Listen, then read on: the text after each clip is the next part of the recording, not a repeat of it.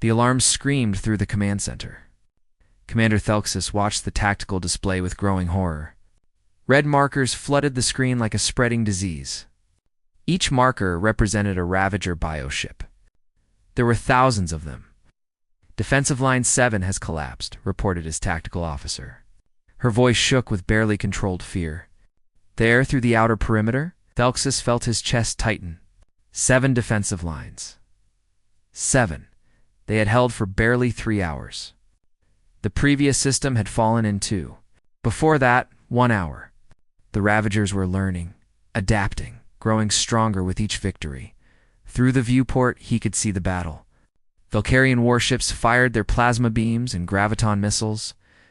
The weapons were elegant, precise, the product of 10,000 years of refinement. They should have been enough.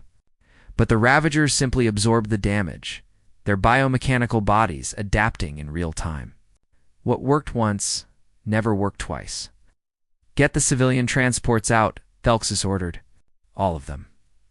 Now, across the fortress world of Velkar Prime, millions of people rushed to evacuation ships.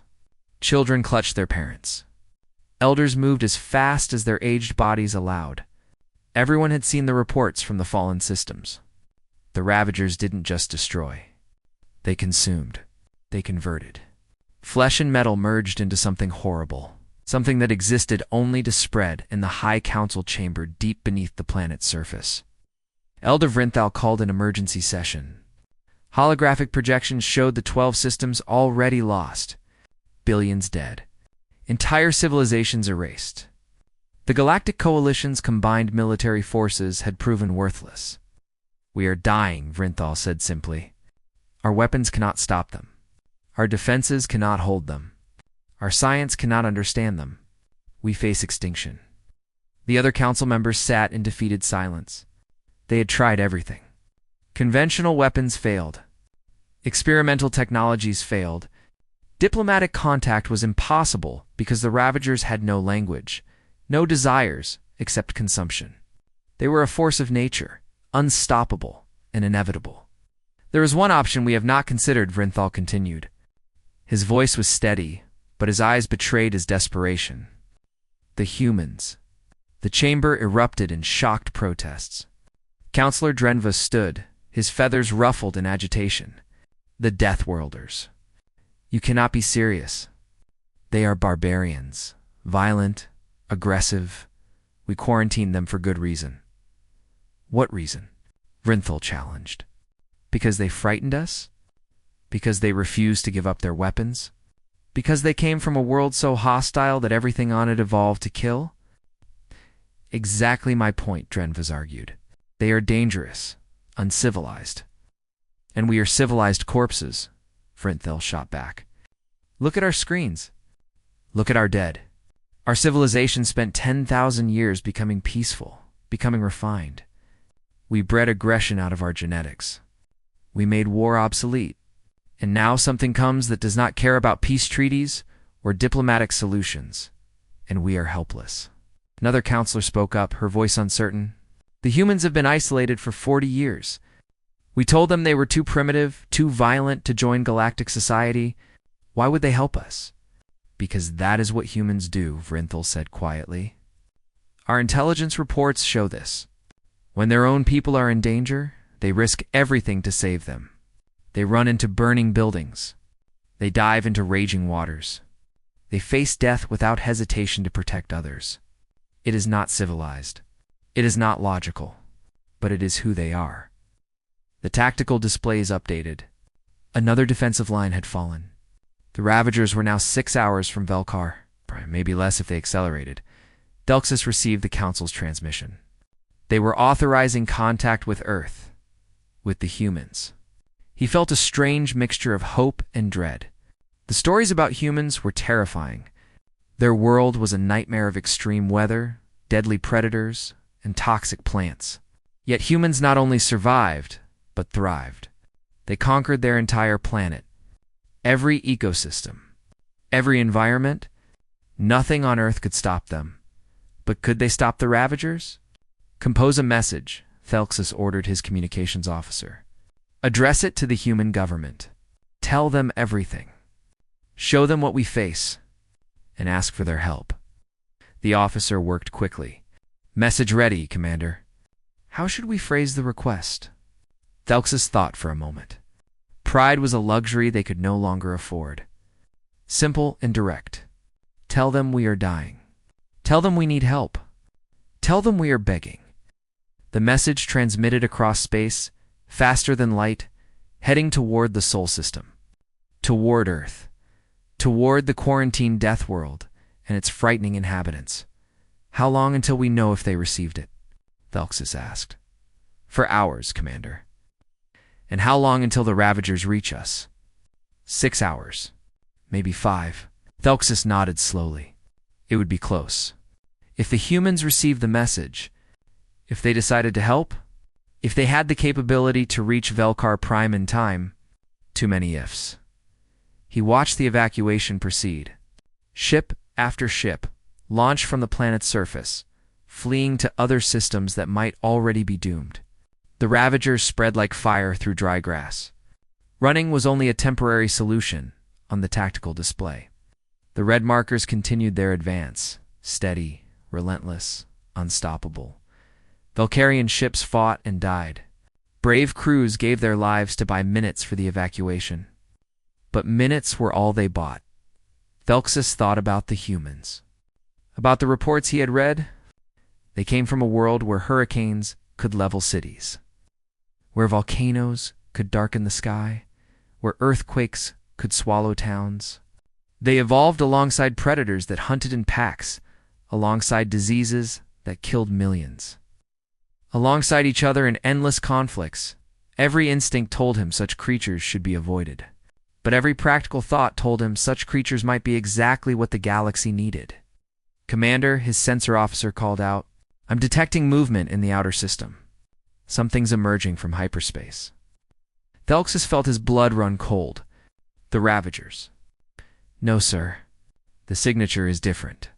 Multiple signatures. I count hundreds of them. Coalition reinforcements. Negative, sir. These drive signatures don't match anything in our database. Thelxus stared at the display. More ships were arriving. Lots of them. And they were moving fast. Very fast, sir, the communications officer said, his voice filled with disbelief. We're receiving a transmission. It's from the new arrivals. Put it through. A human face appeared on the screen. He looked young, with dark eyes and a confident expression. When he spoke, his voice was calm and steady. Velkarian forces. This is Captain Minho Kim of the United Humanity Defense Force. We received your call for help. Hold the line. We're coming in. Thelxus felt something he hadn't felt in months. Hope. Captain Minho Kim was drinking coffee when the alert came through. Not the usual drill alerts or training exercises. This was different. The klaxon pattern meant first contact. Actual alien communication. He set down his cup and headed for the bridge at a run. Around him, the UHN's Indomitable came alive. Crew members rushed to their stations. Blast doors sealed. Weapon systems powered up. 40 years of isolation had made humanity cautious. When aliens finally called, it might not be friendly. On the bridge, his officers were already at their posts. Lieutenant Jiwon Park stood at the communications console, her eyes wide.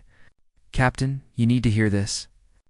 It's from the Galactic Coalition, the ones who quarantined us. Play it, Minho ordered. The message filled the bridge. An alien voice, translated by their computers, speaking words heavy with desperation. Images followed. Systems burning. Fleets destroyed. Billions dead. Something called Ravagers, consuming everything in their path. And then the final words that made Minho's chest tighten. We beg for your assistance. Our civilization dies. Please help. Silence fell across the bridge. Every human present understood the weight of those words. 40 years ago, the Galactic Coalition had told humanity they were too violent, too dangerous, too aggressive to join civilized space. They had locked Earth in quarantine and told them to evolve past their primitive nature. Now those same aliens were begging the primitives for help, Give me Admiral Beak, Minho said. Secure channel. Priority 1. Within minutes, he was connected to Fleet Command on Mars. Admiral Hanwoo Beak's weathered face appeared on screen. Behind him, Minho could see the organized chaos of headquarters during a crisis. I saw the message, Hanwoo said without preamble. Council is meeting in 10 minutes. I want your opinion, Captain. You're closer to the situation. Minho pulled up the tactical data. The Ravagers are a real threat. Adaptive biomechanical entities. They've already consumed 12 systems. The Coalition's weapons are useless because they're too specialized. The Ravagers just adapt to whatever hits them. You think we can do better? I think we evolved different, sir. The Coalition spent thousands of years making elegant weapons for civilized warfare. We spent the last century preparing for everything from alien invasions to rogue asteroids to our own extinction. Our weapons are crude but effective. We don't rely on complex energy matrices. We rely on kinetic force and overwhelming firepower. Hyunwoo nodded slowly. The Council will want to debate this. Political implications. Resource allocation. Historical grievances. With respect, Admiral, those aliens don't have time for our politics. They're dying. Right now. I know. That's why I called you first. Start preparing First Fleet for immediate deployment. If the Council approves, I want you moving within the hour. The connection ended. Minho turned to his crew. You heard the Admiral? Battle stations.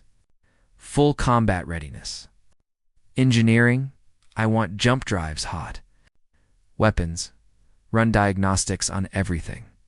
Guan, start analyzing everything we know about Ravager tactics. The bridge exploded into controlled activity. But Minho could see the questions in their eyes. The same questions he had. Would Earth really help the aliens who had rejected them? On Mars in the Earth Defense Council chamber, the debate was already heating up. Representatives from every nation and colony argued over the response. Some wanted revenge for the quarantine. Others saw an opportunity for political leverage. A few argued for isolation, for letting the aliens face the consequences of their prejudice. Admiral Hanwoo stood and waited for silence. When it finally came, he spoke quietly. 40 years ago, the Galactic Coalition called us violent. They said we glorified war. They said we couldn't be trusted because we refused to completely disarm. And they were right about one thing. We are good at war. Very good, he pulled up the Valkyrian distress signal. These people are dying. Billions of them. Men, women, children, entire civilizations. And yes, they rejected us. Yes, they called us primitives. Yes, they hurt our pride. But are we going to let our hurt feelings matter more than innocent lives? The room remained silent. I'll tell you what I think, Hyunwoo continued. I think humanity didn't survive Earth by being petty. We survived by adapting. By helping each other when things got bad. By standing together when monsters came for us. And right now, there are monsters out there, real ones. And people who need help. Dr. Unikong, the Council's medical representative, stood up. The Admiral is right. We're not them. We don't abandon people because they said mean things about us. We're better than that.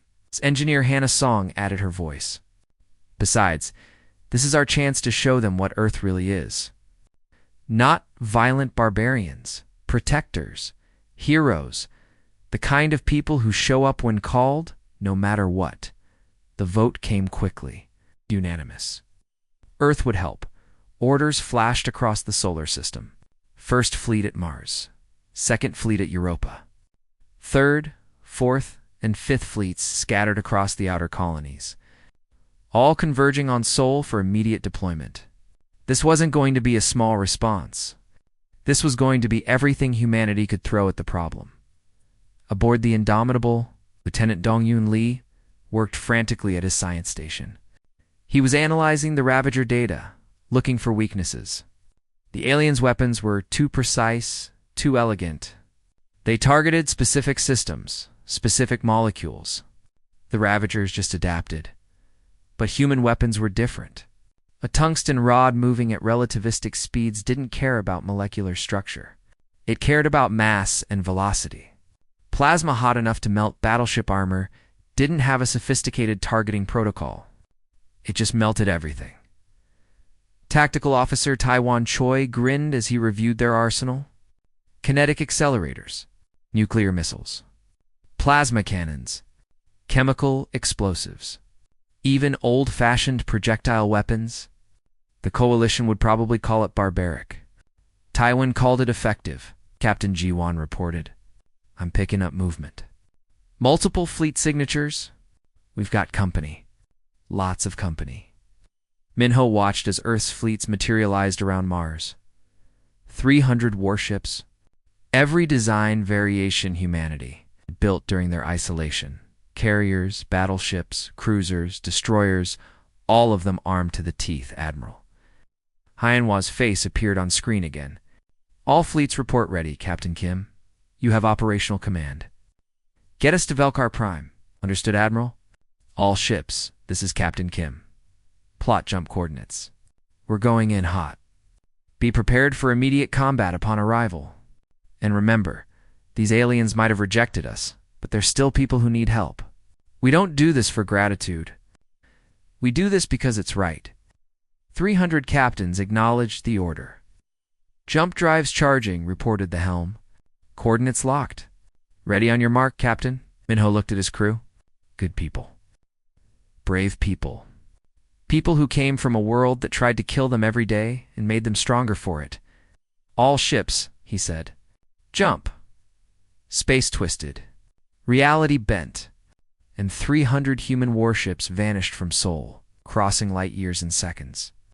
Heading toward a war zone where the impossible was consuming the galaxy, the Deathworlders were coming. Commander Thelxus had maybe 30 minutes left.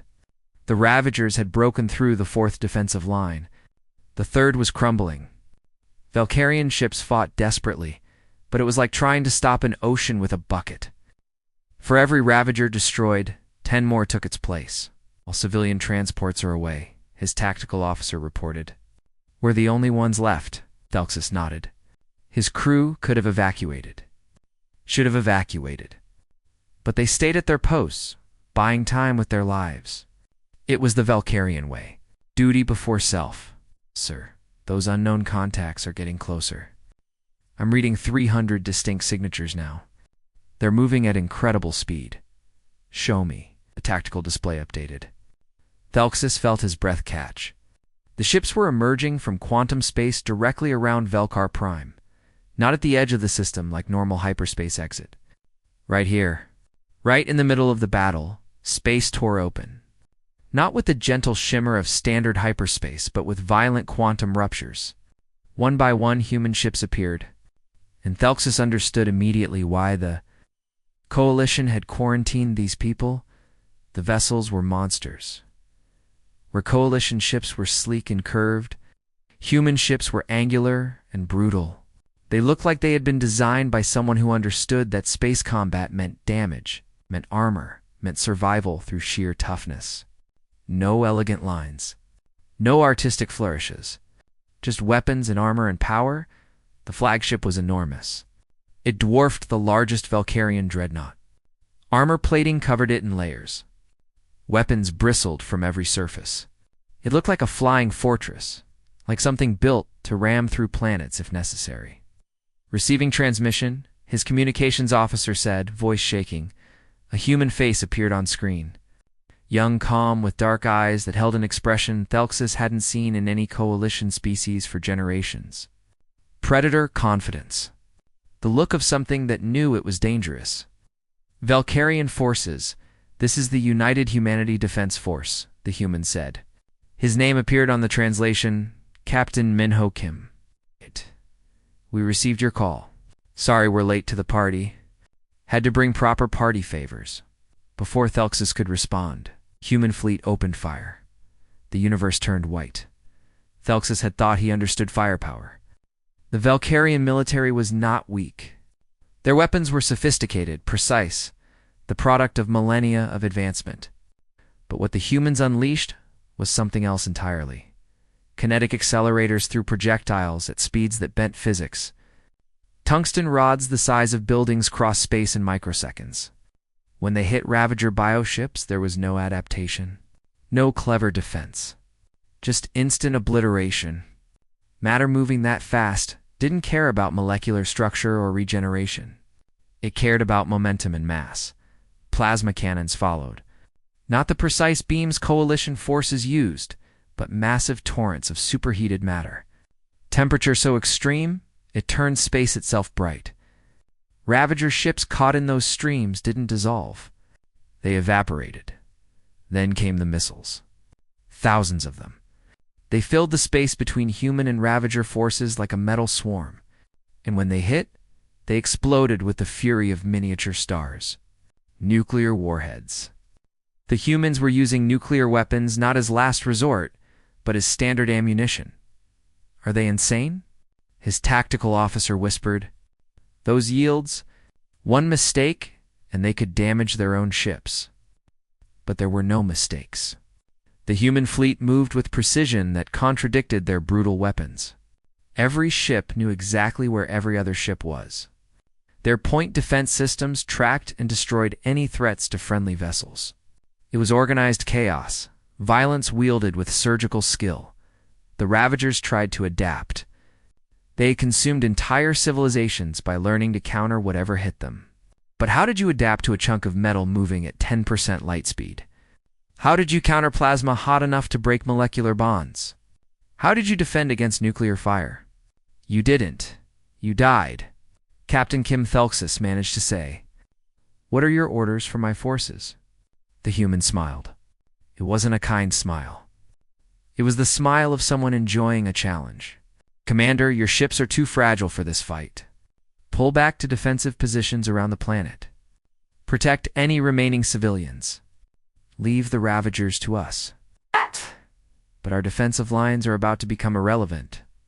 Watch. The human fleet changed formation. What had been a defensive screen became an offensive wedge. The massive flagship, the Indomitable, led the charge. It accelerated directly toward the Ravager swarm. Directly toward certain death, if it had been any coalition ship. But it wasn't. The Indomitable plowed into the Ravagers like an avalanche. Its point defense systems created a sphere of destruction around it. Smaller Ravager ships that got too close simply disintegrated. Larger bioships tried to latch on, to board, to infect. They met armor designed to withstand asteroid impacts. They met hull plating that shrugged off their cutting tools. And all the while, the Indomitable kept firing. Broadside cannons that would have torn a coalition vessel apart from recoil. The human ship absorbed it, compensated, kept fighting. Behind the flagship, the rest of the human fleet followed. Cruisers and destroyers formed kill zones. Anything caught in their crossfire ceased to exist. Carriers launched fighters that moved with impossible speed, pulling maneuvers that should have killed their pilots. But human pilots could withstand forces that would turn other species to liquid. Sir Thelxus' sensor officer called out, I'm reading new weapons deployment. The humans are launching some kind of torpedoes. What type? Unknown. They're not explosive. They're releasing clouds of something. Nanoscale particles. The torpedoes hit Ravager ships and burst open. Silver clouds spread through space, seemingly harmless. Then the Ravagers started falling apart. Not exploding. Not burning. Just disintegrating at the molecular level. Bonds breaking. Structure collapsing. Bioships that had survived nuclear blasts now crumbled to dust. What is that? Thelxus breathed. Lieutenant Jiwon Park's voice came through on a direct channel. She was aboard the Indomitable, apparently serving as liaison. Nanoplague torpedoes, Commander. We developed them for cleaning Earth's oceans of pollution. They break down molecular bonds in organic and synthetic material. Seemed useful against biomechanical entities.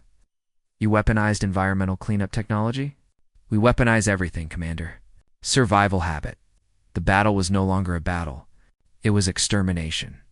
The Ravagers, who had consumed 12 systems, who had adapted to every coalition weapon, who had seemed unstoppable, were being systematically destroyed.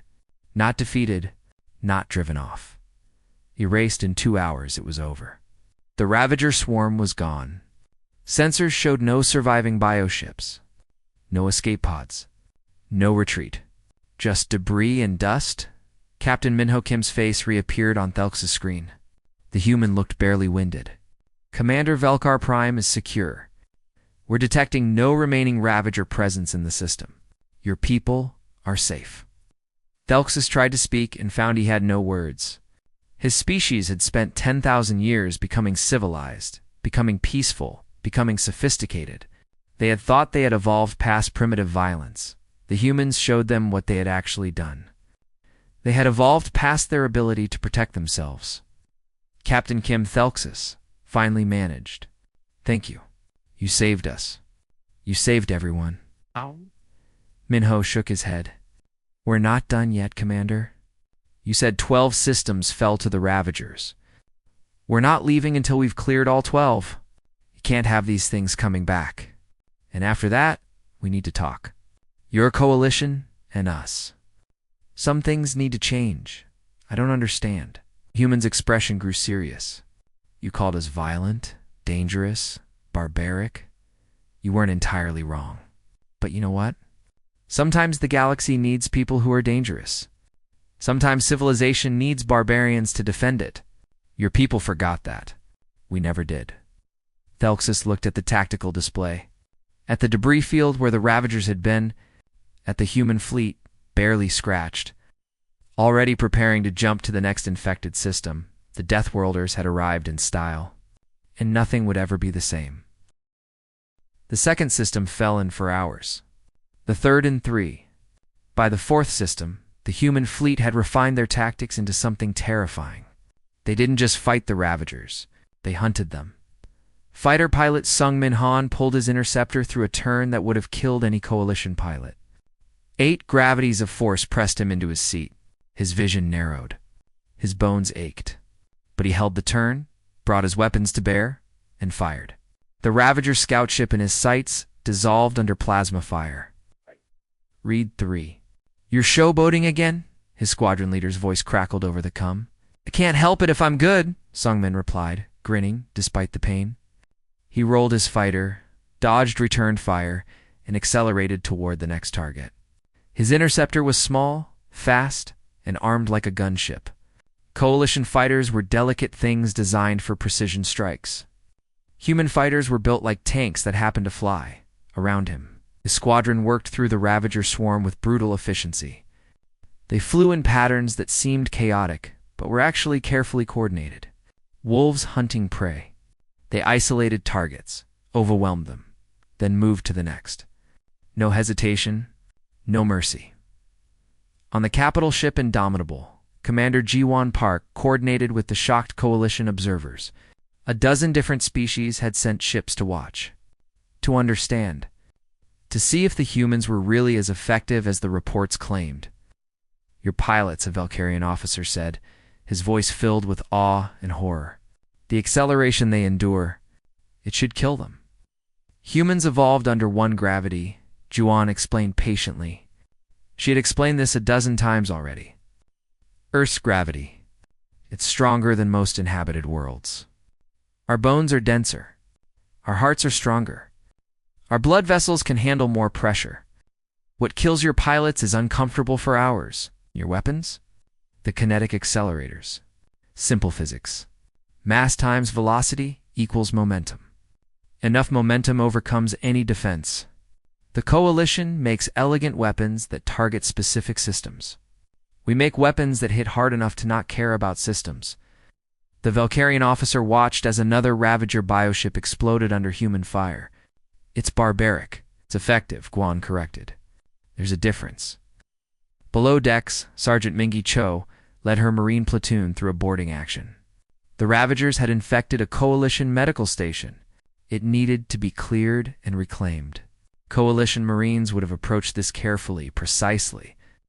Minimizing damage to infrastructure, human Marines had different priorities. Breaching in 3, 2, 1, Minji counted down. The shaped charge blew the airlock. Her platoon poured through, weapons ready. The medical station's corridors were dark, filled with the sound of Ravager activity, clicking, scraping, growing. Flamers forward, Minji ordered. Two Marines moved up with devices the Coalition would have called primitive.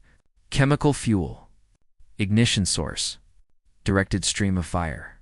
But fire didn't need to be sophisticated. Fire was fire, and Ravagers were organic enough to burn. The corridors filled with flame. Ravager bioforms that tried to attack burned away. The infection that covered the walls blackened and died. Behind the flamers, riflemen fired steady bursts. Not elegant energy weapons.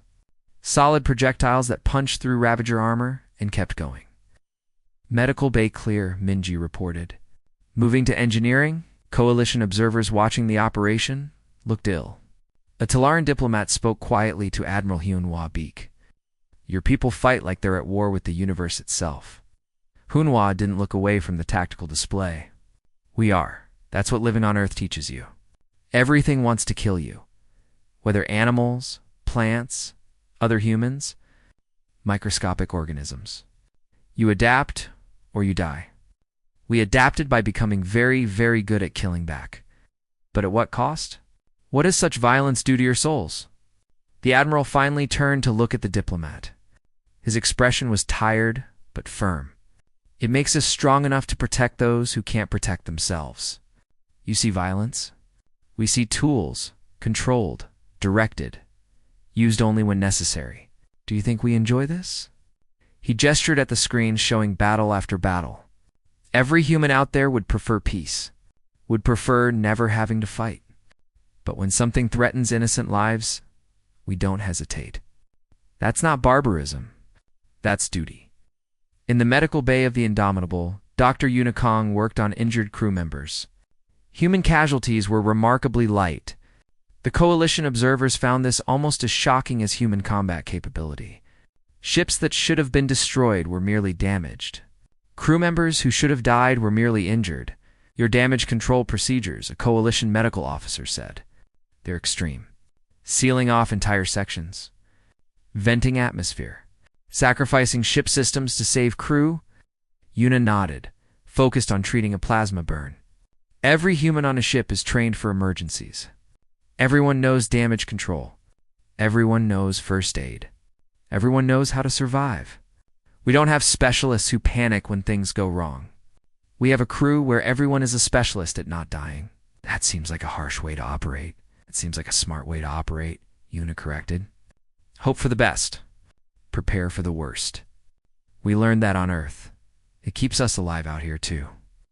Engineer Hannah Song monitored the fleet's performance from the Indomitable's engine room. Human ships were taking damage. Lots of it, but they kept fighting. Coalition ships were designed to avoid damage through shields and maneuvers. Human ships were designed to take damage and keep functioning. Engineering to bridge, Hannah reported. Armor ablation at 30% on starboard side. Hull integrity holding. All weapon systems operational. Jump drives at 80% charge. Can we keep fighting? Captain Minho Kim asked. Sir, we could lose half our armor and still fight effectively. These ships were built for worst-case scenarios. This is barely a stress test. The fleet moved through the infected systems like a cleansing fire. Each battle was different. Each required adaptation. But humans were good at adapting. It was their defining trait. In the fifth system, the Ravagers tried something new. They scattered, hid among asteroids, attempted guerrilla tactics. The human fleet adapted faster. They deployed long-range sensors, sent out hunter-killer squadrons, turned the Ravagers' own tactics against them. Humanity had invented guerrilla warfare. The Ravagers were amateurs. In the sixth system, the Ravagers tried to overwhelm through numbers. They gathered every bioship they had left and attacked in one massive wave. The human fleet formed a defensive sphere and created a kill zone.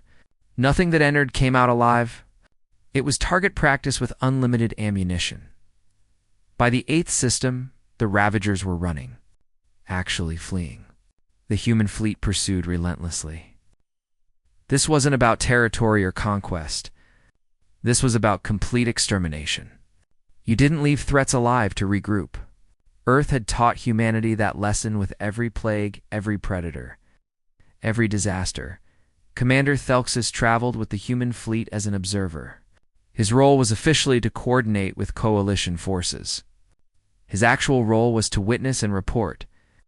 To make sure the Council understood what they were seeing, he watched Captain Minho Kim command from the Indomitable's bridge.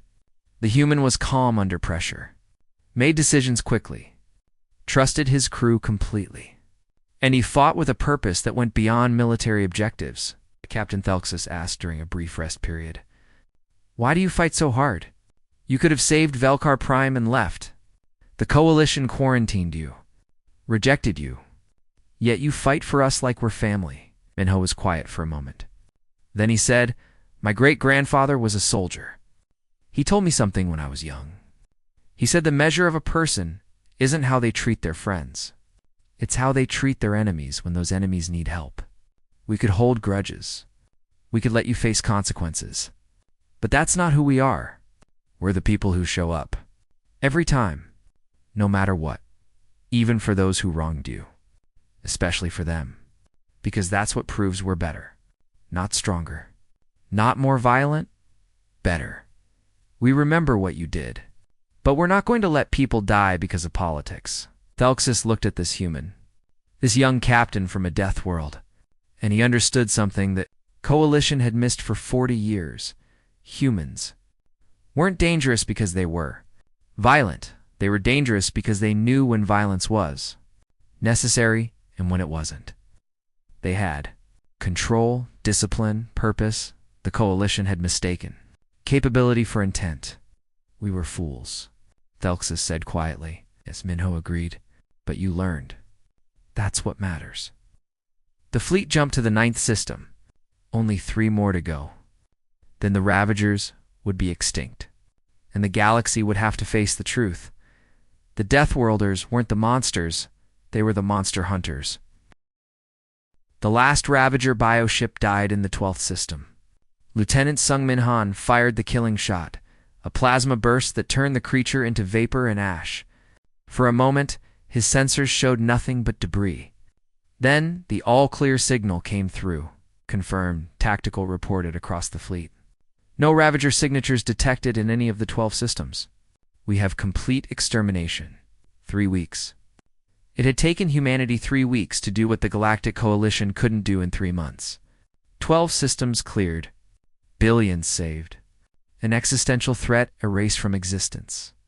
On the Indomitable's bridge, Captain Minho Kim allowed himself a small smile. "All ships stand down from combat alert. Begin recovery operations. And someone get me a line to Earth. Let them know we're coming home." But they weren't going home. Not yet. There was something else that needed to happen first. The Galactic Coalition Council chamber was packed. Representatives from 200 species filled the amphitheater-style seating. Holographic displays showed dozens more attending remotely. The largest gathering in Coalition history. Everyone wanted to witness this moment. Admiral Hunubik stood in the center chamber, facing the council that had once quarantined his species. He wore his dress uniform, crisp and formal.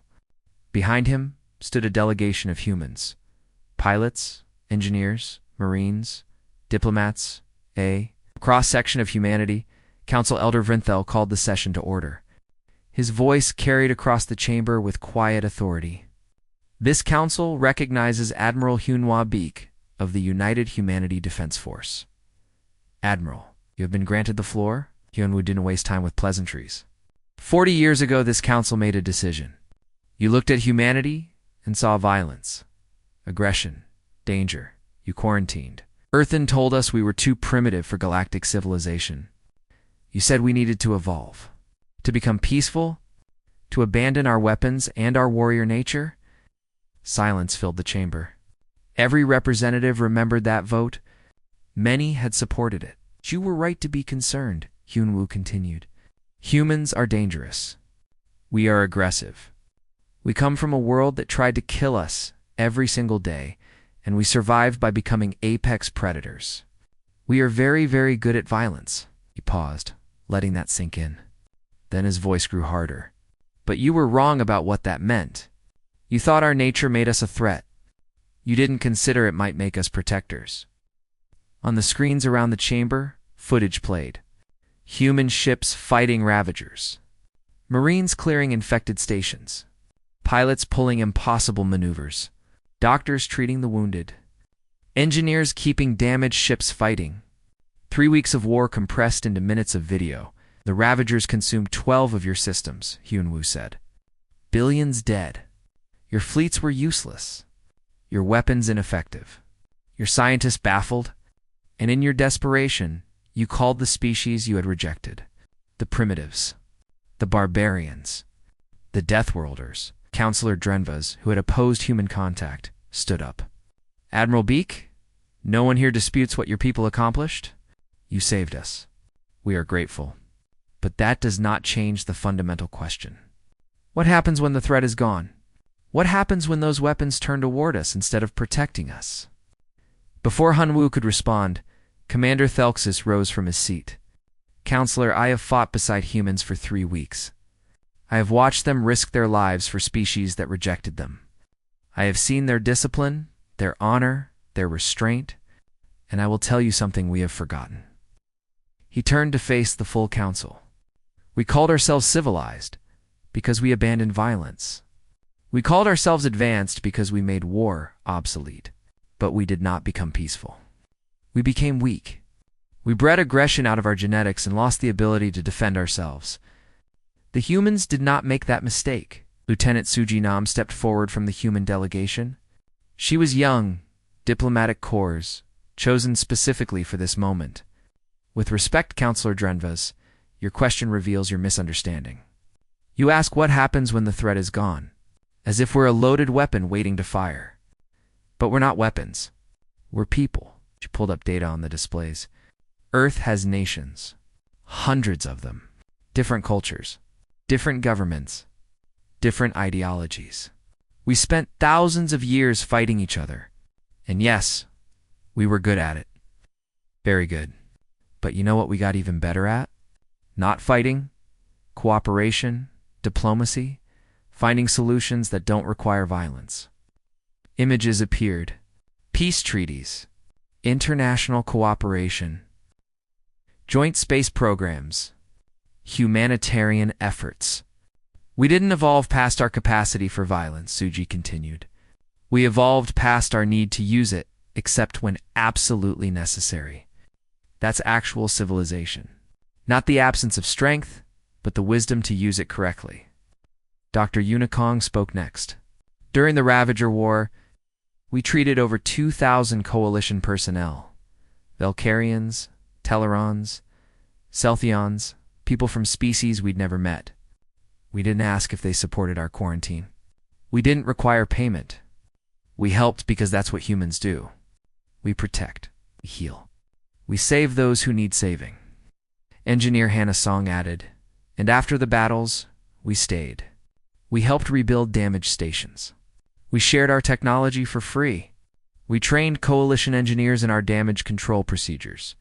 Not to make you dependent on us, but to make you stronger. Because strong neighbors are good neighbors. The council chamber buzzed with conversation. Vrinthel called for order.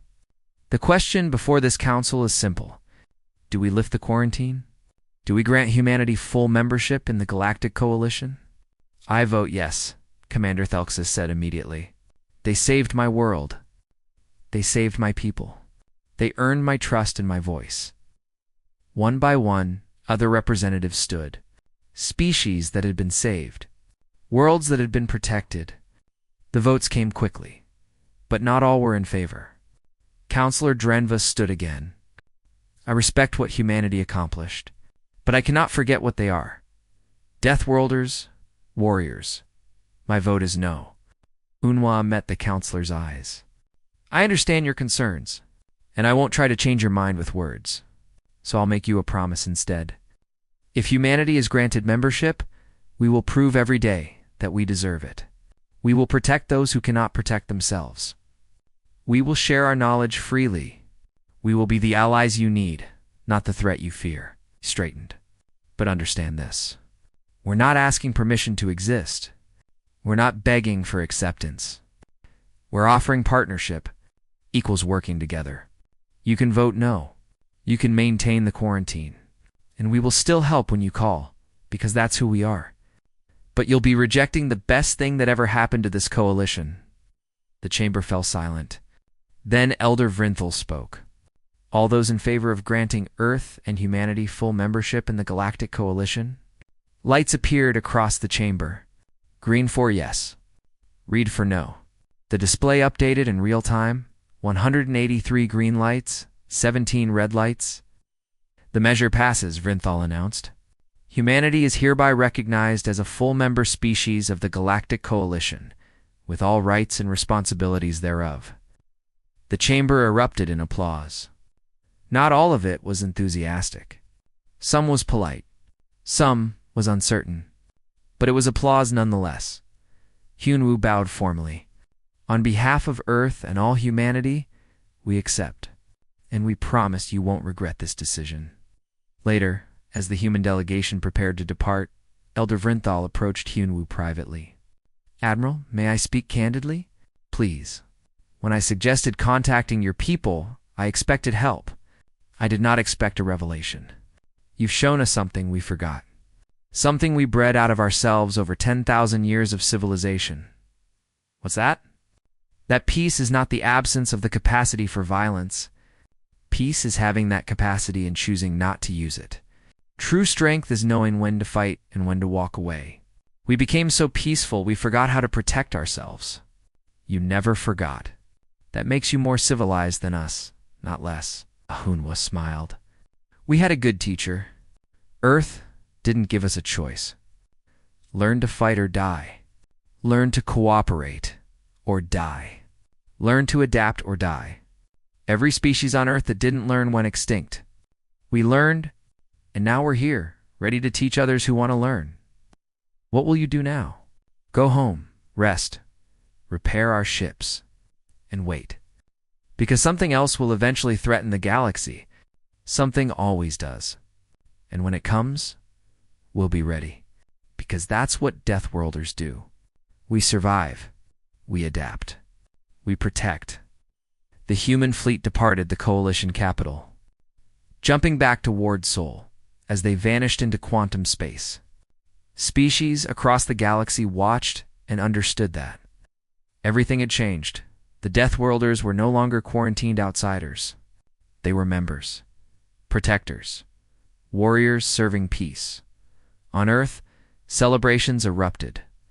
Humanity had been accepted, not despite what they were, but because of it. Their strength, their courage, their refusal to become soft when the universe demanded hard. In the fleet, Captain Minho Kim looked at his crew. Thoughts? Ji-won smiled. They begged for help. We brought a crusade. I'd say we made an impression. And now we prove we deserve the chance they gave us. Every single day. Minho nodded. Let's get home. We've earned some rest. The Indomitable jumped to light speed, carrying its crew back to the blue marble that had forged them. Back to Earth. The Death World. The cradle of humanity. The planet that had made its children strong enough to save the galaxy.